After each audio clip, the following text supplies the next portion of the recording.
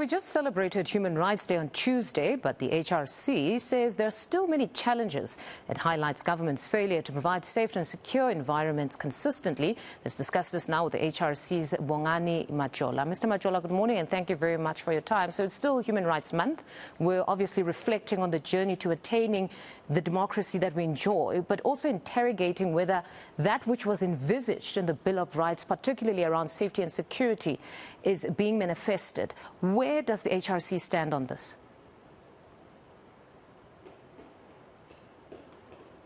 Mr. Majola, apologies. Can you please unmute yourself? Sorry, apologies. I must have muted by mistake. I say the South African Human Rights Commission is quite worried about the issues of safety in the country. We have got the highest levels of unsafety, if I could coin a word, in this country since the beginning of democracy. People are afraid even just to venture out of their houses in the evening. But there is now crime in broad daylight, and there is no indication that the state is able to deal with criminals or to use their crime intelligence to actually find out the criminals, so that there is certainty of arrest and also certainty of prosecution. The fact that the state is failing dismally in those areas and actually encourages crime and lack of safety for the citizens of this country. You know, in the midst of everything that's been happening, I mean, just the EFF protest on Monday, I actually saw a tweet of one individual that said they had never felt more safe in the country than on Monday.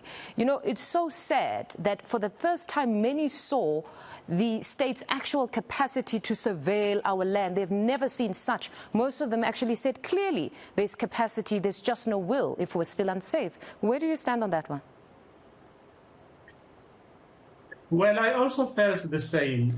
I was out in the Western Cape and I felt extremely safe because everywhere we went, there were police. Even, out in the rural roads, there were police that were patrolling there and manning roadblocks. And you had the sense that, the state is there to look after your safety. But in many other places, people have not seen a policeman for a long time, or a policewoman for a long time. But even where they see a policewoman, a policeman and a policewoman, many of our complainants have told us that we reported this to the police, and the police said, no, it's not the kind of case that we're going to take, or go somewhere else, and so on. Or many people, even in fact more complaints, are of people who report crime, and that's the last thing they ever hear from the police, because things just pile up. They say there's been a burglary and they wait and wait and wait and nobody even rocks up. The police on their side have actually said that there is a problem of resources. I think that when you compare the numbers of police in 1994 and the numbers now, you may realize that there has been a decline, a deliberate decline, which has then opened the loopholes for crime to survive and to thrive. Because among the responses from particularly Minister Ntshavheni, when many posed the question around how safe many felt on Monday, she said that was a special operation, quite costly. It's something that it can never sustain at this point. So meaning there really is an issue of resources. But what is the form of recourse for citizens? Because just now one of our reporters was in Westbury engaging with the community there. We know that community to be among the most dangerous. And the police minister had amaperete there, but somehow there's still shootings. What form of recourse does communities such as Westbury have in this instance if perhaps they approached you to say, we want to force government to take us seriously and to protect us? Well, there are a number of options that they have. One of them is, of course, to go to the Human Resources, to the South African Human Rights Commission, because the Commission can actually litigate on their behalf. Otherwise, they can go and litigate on their own, but I know that they do not have the resources to do that.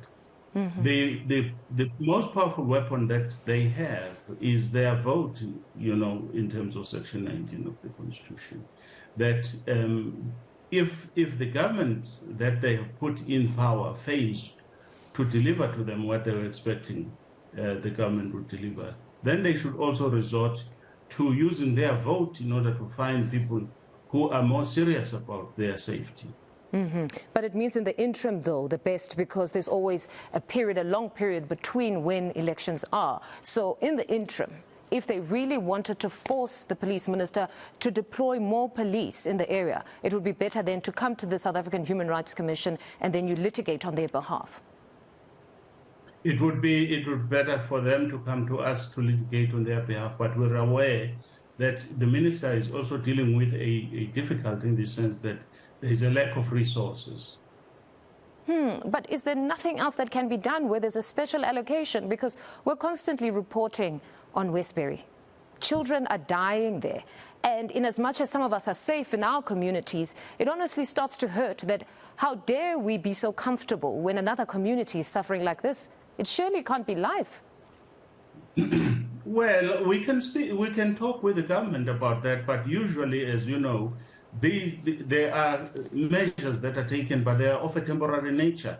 And in fact, I think in my recollection that they have put resources in areas like Westbury, but as soon as there was a bit of calm, they pulled them out and take them to other hotspots.